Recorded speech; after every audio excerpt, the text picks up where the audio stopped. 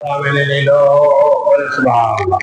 এই জন্য আল্লাহ রাব্বুল আলামিন বলেন, ওয়া মিনান নাসি মান ইয়াকুলু আমান্না বিল্লাহি ওয়া বিল ইয়াউমিল আখির ওয়া মা হুম বিমুমিনিন। মানুষের মধ্যে কিছু মানুষ আছে যারা বলে আল্লাহর প্রতি ঈমান আনলাম এবং আখিরাতের প্রতি ঈমান আনলাম, কিন্তু আল্লাহ রাব্বুল আলামিন বলেন তারা মুমিন নয়। ওয়া মা হুম বিমুমিনিন, তারা মুমিন নয়, তারা মুমিন নয়, কারণ তারা রাসূলের প্রতি ঈমান আনে নাই। রাসূলের প্রতি ঈমান আনতে হবে। রাসূলের প্রতি যদি ঈমান আনে তাহলে আল্লাহর প্রতি ঈমান আনা হয়ে যায়। এর জন্য যদি তুমি সারা জীবন আল্লাহ আল্লাহ বলো কিন্তু রাসূলের প্রতি পুরোপুরি আত্মবিশ্বাস নাই, রাসূলের প্রতি পুরোপুরি তোমার ঈমান নাই, তাহলে তোমার ঈমান পরিপূর্ণ হবে না। আখিরাতের প্রতি ঈমান আছে, আল্লাহর প্রতি ঈমান আছে, কিন্তু রাসূলের প্রতি ঈমান নাই, এর কারণে তোমার সব কিছু বরবাদ হয়ে যাবে, সমস্ত জীবনে আমলও বরবাদ হয়ে যাবে।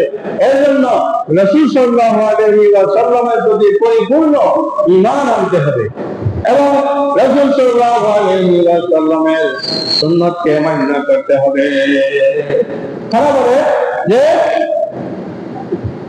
যদি হাদিস এবং সুন্নাহ মানতে হয় তাহলে তো এভাবে কোনো নির্দেশ নাই, যেভাবে কোরআন কারীমের মধ্যে আল্লাহ রাব্বুল আলামিন বলেছেন যে এই কোরআন শরীফ আমি নাযিল করেছি এবং এই কোরআনুল কারীম আমি হেফাজত করব, কিন্তু হাদিসের ব্যাপারে তো আল্লাহ রাব্বুল আলামিন এইভাবে কোনো কথা বলেন নাই।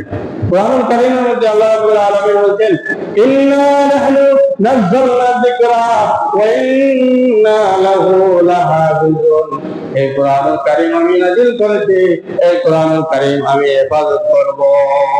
এভাবে তো হাদিসের ব্যাপারে কোনো উক্তি নাই, কিন্তু আল্লাহ রাসূল সাল্লাল্লাহু আলাইহি ওয়াসাল্লাম বলেন, আল্লাহ রাসূল সাল্লাল্লাহু আলাইহি ওয়াসাল্লাম বলেন, আমি তোমাদের মধ্যে দুটি জিনিস রেখে যাচ্ছি, সে দুটি জিনিস হলো কিতাবুল্লাহ ওয়া সুন্নাতে রাসূল।